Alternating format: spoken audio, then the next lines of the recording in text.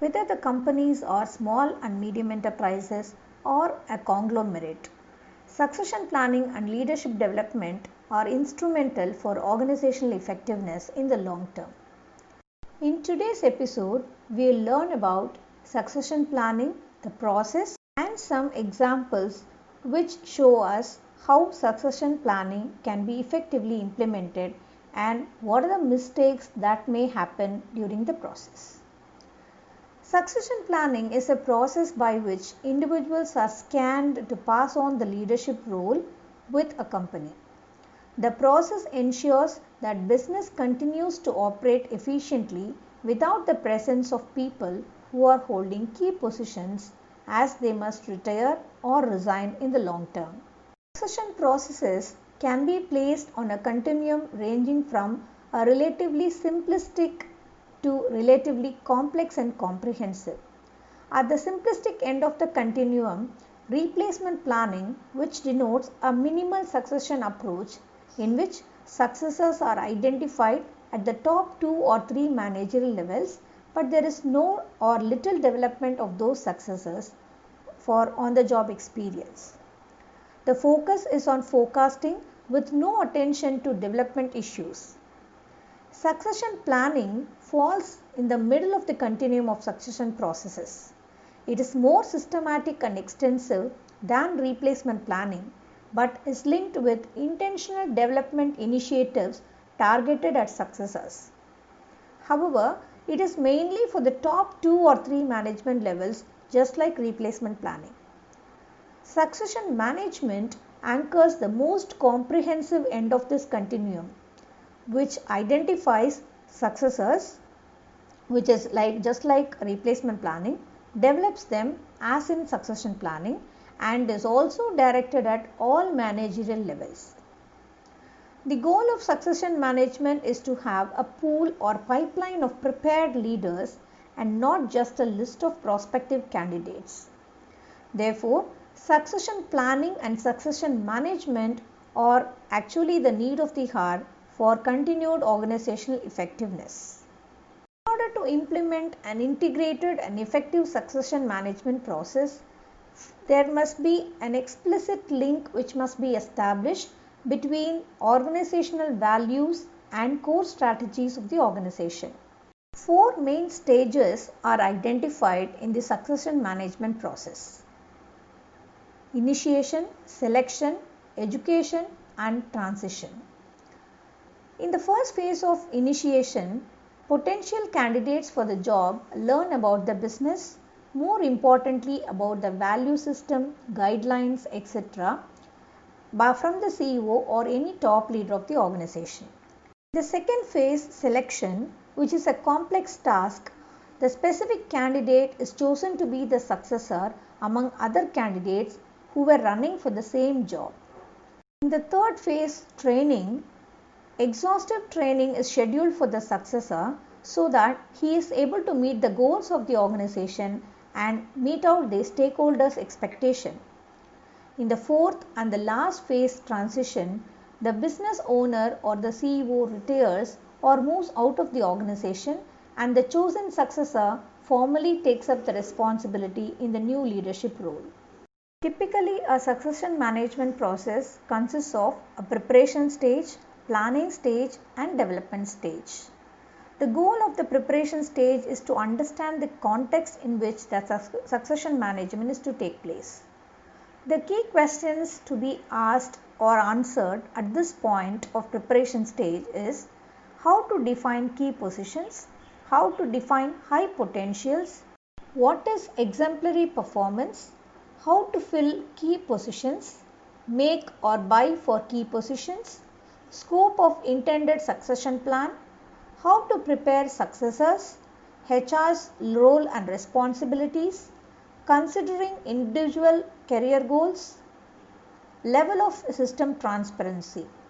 If these key questions are defined properly, then the organization may move on to the second stage of planning, in which the goal is to identify the positions and talents.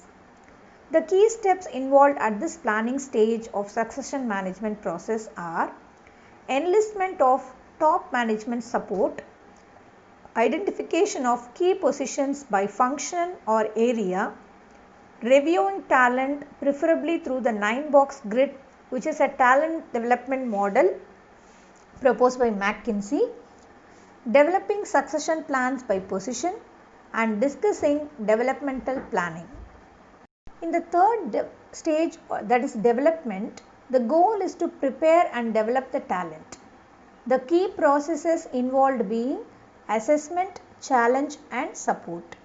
Depending upon the culture and the size of the organization, the key positions, definition about high potentials, and definition and standards of performance are established. Potential appraisal and assessment centers are very good tools in identifying the potentials of various employees. Decision as to do the succession planning in an inbound way, that is selecting the candidates for succession from within the organization or recruiting them from outside, depends on the management's decision.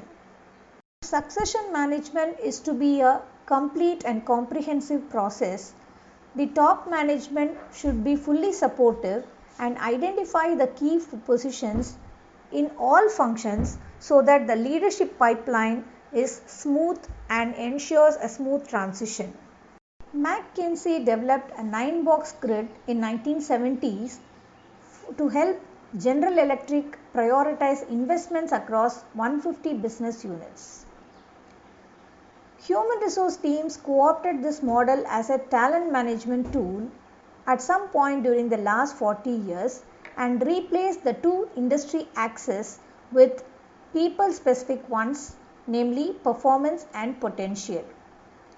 Prior to that, the 9-box matrix had two dimensions in terms of industry attractiveness and competitive strength of the business unit.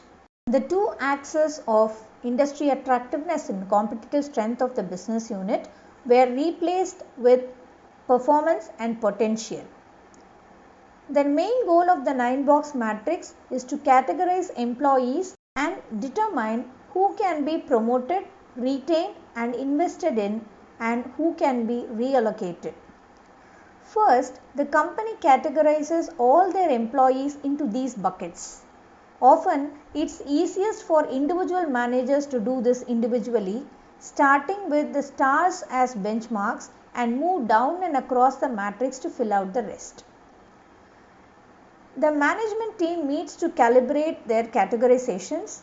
These calibrations ultimately inform compensation during annual performance reviews.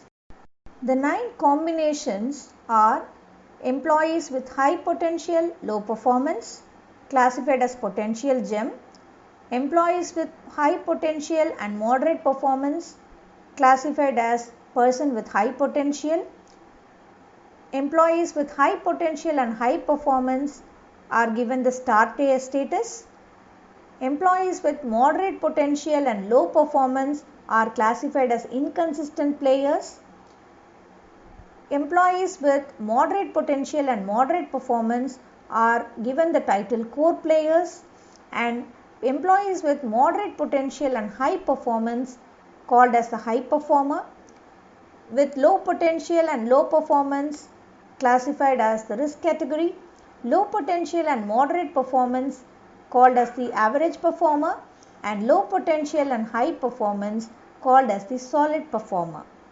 Once the employees are allocated in the 9 grids of this particular model, stars who are in the upper right section of both grids are groomed for succession. The lower left hand corner in both grids with low potential and low performance represent employees who are in need of a crucial conversation. Managers' ratings of both the performance and behavior of the employees are combined to form a single total performance score. This total performance score then serves as the x-axis on the 9 box. The y-axis or potential is left up to a group of leaders to more subjectively assess and decide. By using the rating of employees' actual performance and behaviors from their business review, this gives a more holistic view of employees' overall performance and potential. After the manager has identified the performance and behaviors of their employees on the basis of performance values matrix, other managers and leaders can use this data to help them make decisions about the potential of particular employees, especially when it comes to leadership succession planning. Managers can export performance evaluations directly from their performance management software and then incorporate the data in the 9-box rating. Performance and behaviors are each rated on a 5-star scale, so the total performance score will consist of a number from 1 to 10. Managers and other leaders can then select employees and rate their leadership identified potential on the same 10-point scale. This then automatically populates the 9-box grid once they rate the potential. Then they can filter through this data by positions, departments, locations, etc. to get visibility on the employees they want to do the 9-box exercise with. Once this is done, the developmental planning for these identified leaders with potential follows. Let us take an example of a management organization which has successfully done this succession management process. Succession management process at Dow Chemical Process consisted of 5 steps. The step 1 being high level review of the talent pipeline by the CEO and his direct reports on a yearly basis. Step 2 consisted of review of each business function and strategic area, focusing on what new capabilities will be needed to deliver this strategy and any new corporate critical roles that will be needed.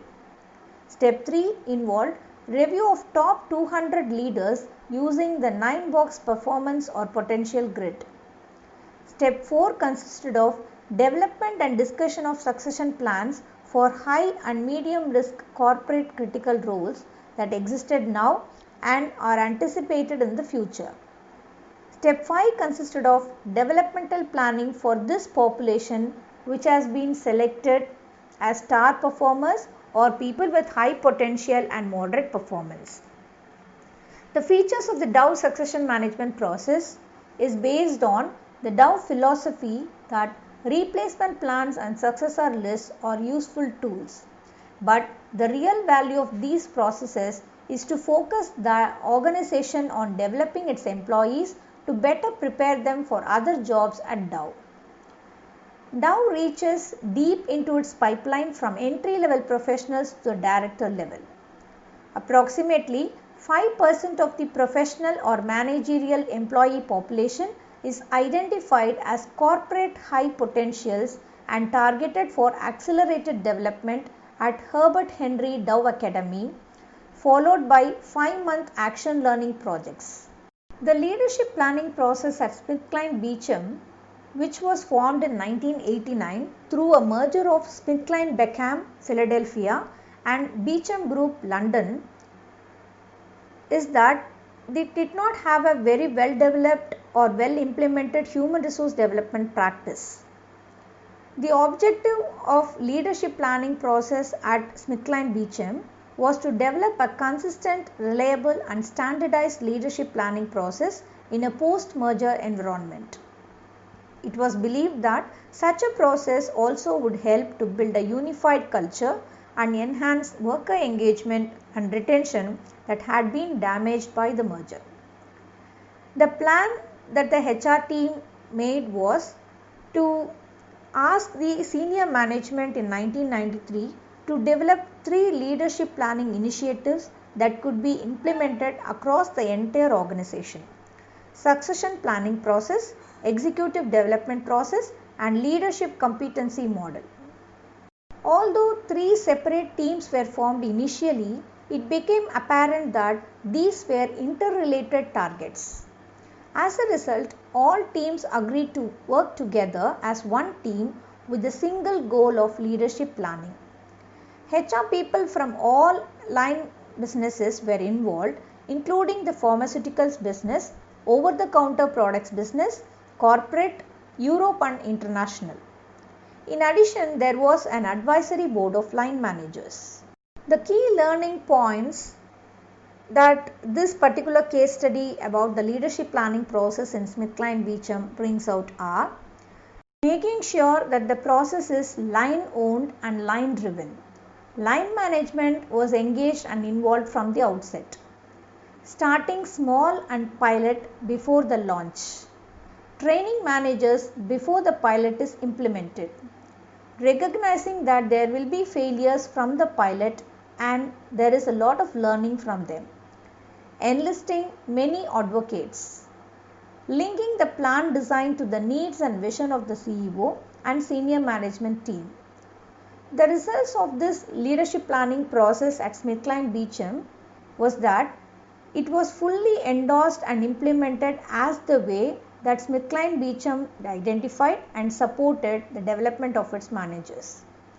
Previous development planning was inconsistent and succession planning was limited to a small elite group of executives.